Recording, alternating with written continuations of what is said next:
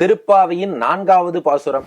ஆழிமழை கண்ணா ஒன்று நீ கைகரவேல், ஆழியுள் புக்கு முகந்து கொடு ஆர்த்தேரி, ஊழி முதல்வன் உருவம் போல் மெய்க்கருத்து, பாழியந்தோளுடை பற்பனாபன் கையில், ஆழிபோல் மின்னி வலம்புரி போல் நின்றதிர்ந்து, தாழாதே சார்ங்கமுதைத்த சரமழை போல் வாழ உலகினில் பெய்திடாய், நாங்களும் மார்கழி நீராட மகிழ்ந்தேலோர் எம்பாவாய்.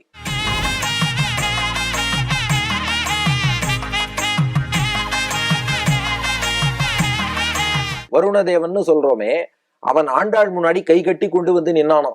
போன பாட்டுல தீங்கின்றி நாடெல்லாம் திங்கள் மும்மாறி பெய்துன்னு மழை பொழிய வேண்டும் என்று கட்டளையிட்டீர்கள், நான் எப்படி பெய்யணும்னு சொல்லுங்க, அப்படியே பொழிகிறேன் என்று கேட்டானா மழை கடவுள்.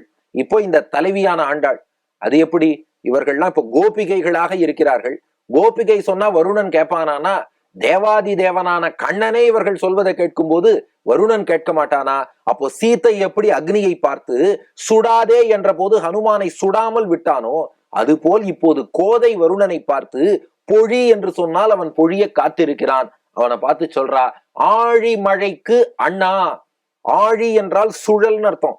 சுழன்று சுழன்று பொழியக்கூடிய அந்த சைக்ளோன், அந்த ஆழி மழைக்கு அண்ணா தலைவனே, அல்லது ஆழிமழை கண்ணா, அந்த மழைக்கு கண் போல் முக்கியமானவனே, நிர்வாகம் செய்பவனே, ஒன்றும் நீ கைகரவேல்.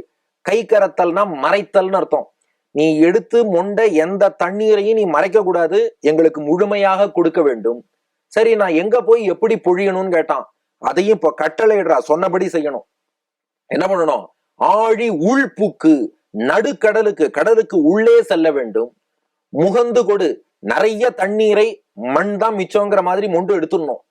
ஆர்த்து, கடகடன்னு ஒலி எழுப்பி கொண்டு மேல ஏறணும். அந்த சத்தம் கேட்கும் போதே நீ கிளம்பிட்டேங்கிறது எங்களுக்கு தெரியணும். அப்படி கடகட என ஒலி எழுப்பி கொண்டு மேலே ஏறி வானத்துக்கு நீ ஏறி செல்ல வேண்டும். அங்க என்ன ஆகணும்னா கார்மேகங்களாக உருவாகணும். அந்த கார்மேகம் எப்படி இருக்கணும்? ஊழி முதல்வன் உருவம் போல் மெய்க்கருத்து. உலகை படைக்கும் காலத்திலே முன்னீர் ஞானம் படைத்த எம் முகில்வண்ணனேன்னு நம்மாழ்வார் பாடினாரே, அப்படி அந்த நாராயணன் எப்படி கார்மேக வண்ணனாக, ஊழி முதல்வன், ஊழி காலத்திலே உலகத்துக்கெல்லாம் முதல் தனி வித்தாக ஆதி காரணமாக இருக்கும் நாராயணன், அவன் எப்படி கருமை நிறத்தோடு இருப்பானோ, அவன் உருவம் போல் கார்மேகங்கள் உருவாக வேண்டும். அப்புறம் பாழி அந்தோள் உடை. பாழினா வலிமைன்னு அர்த்தம், அம்முனா அழகு. வலிமையும் அழகும் மிக்க அந்த தோள்களை உடைய பத்மநாபன் கையில், பத்மநாபன் உந்தித்தாமரையில் பிரம்மாவை படைத்த நாராயணன் இருக்கானே, அவன் கையில் உள்ள ஆழி போல் மின்னி, சுதர்சன சக்கரம் போல மின்னல் மின்னணும். வலம்புரி போல் நின்று அதிர்ந்து, அந்த வலம்புரி சங்கநாதம் போல நிலைத்து நின்று இடி இடிக்க வேண்டும். அப்புறம் தாழாதே. தாழாதேனா காலம் தாழ்த்தாமல்னு அர்த்தம். மழையை சீக்கிரமா பொழிஞ்சுடு. தாழாதே, காலம் தாழ்த்தாமல். சார்ங்கம் உதைத்த சரமழை போல், அந்த பகவான் கையில சார்ங்க வில்லு இருக்கே, அதிலிருந்து அவன் அம்பு மழை பொழிவான் அல்லவா, அது போல மழை பொழியணும். ஆனா எப்படிப்பட்ட மழையா இருக்கணும்னா வாழ உலகினில் பெய்திடாய். அது வாழ்விக்கும் மழையா இருக்கணும். ஏன்னா அம்பு மழைன்னு சொன்னதுனால நீ அப்படியே அம்பா பொழிஞ்சிடக்கூடாது, அது அன்பு மழையா இருக்கணும். அதனால வாழ உலகினில் பெய்திடாய், மக்களை வாழ்விக்க கூடிய மழையாக அந்த மழை இருக்கணும்.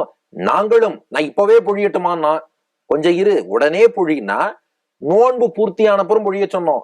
ஏன்னா நோன்புல நாங்க கண்ணனை எல்லாம் அனுபவிக்க வேண்டியிருக்கு, நீ அதுக்கு இடைஞ்சலா வந்து மழை கொடுத்துட்டா கஷ்டம். அதனால நாங்களும் மகிழ்ந்து மார்கழி நீராட, நாங்க முதல்ல மகிழ்ந்து சந்தோஷமா இந்த மார்கழி நீராட்டம் நோன்பை 1 மாசம் பூர்த்தி பண்றோம்.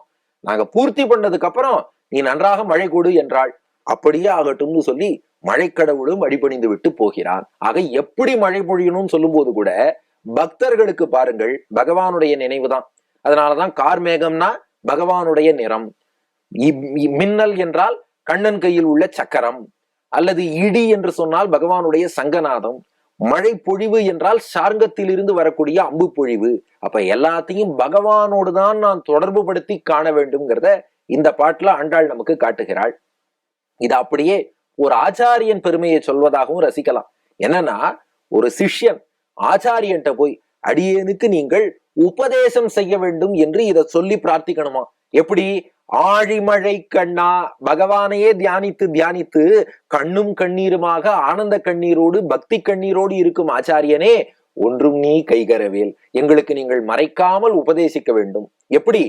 ஆழி உள்புக்கு வேதம் ஆழ்வார் பாசுரங்கள் என்னும் ஆழி அந்த கடலுக்குள்ளே புகுந்து முகந்து கொடு ஆர்த்து ஏறி அதில் உள்ள அர்த்தங்களை எல்லாம் மொண்டெடுத்து வந்து ஊழி முதல்வன் உருவம் போல் மெய்கருத்து பகவானையே தியானித்திருப்பதால் அவனைப் போலவே கருத்த திருமேனி படைத்தவராக பாழியந்தோளுடை பற்பனாபன் கையில் ஆழி போல் மின்னி பெருமாள் கையில் உள்ள சக்கராயுதம் எப்படி ஒளி வீசுமோ அந்த தேஜஸோடு வலம்புரி போல் நின்றதிர்ந்து பெருமாளுடைய சங்கநாதத்தை போன்ற கம்பீர குரலிலே, சங்கு எப்படி சொந்த டியூன்ல பாடுறாம சங்கை ஊதுபவர், அவர் எந்த இசையை ஊதுகிறாரோ அதை அப்படியே கொண்டு வந்து சேர்க்குமோ அது போல் முன்னோர் மொழிந்த முறை தப்பாமல் கேட்டு பின்னோர்ந்ததை சொல்பவராக வலம்புரி போல் நின்றதிர்ந்து தாழாதே சிஷ்யர்கள் எல்லாம் இந்த பிறவி பிணியில சிஷ்யாள்லாம் தாழ்ந்து போகாதபடி சார்ங்கம் உதைத்த சரமழை போல் பகவானுடைய சார்ங்கத்திலிருந்து வரக்கூடிய அம்பு மழை போல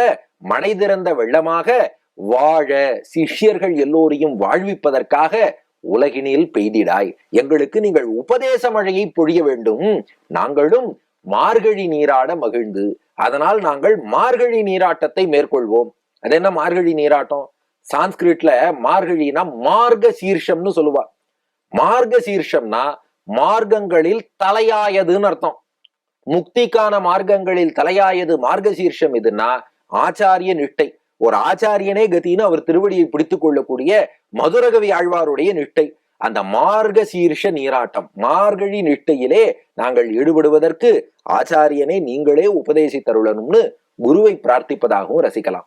இனி அடுத்த பாடல் பகவானுடைய நாமங்களை பாடி இவ்வாறு நோன்பு நோற்பவர்க்கு எல்லா பாபங்களையும் அந்த பகவானுடைய நாமங்கள் போக்கி கொடுக்கும்ங்கிறத தெரிவிக்க போறா. அடுத்த பகுதியிலே காண்போம். ஆண்டாள் திருவடிகளே சரணம்.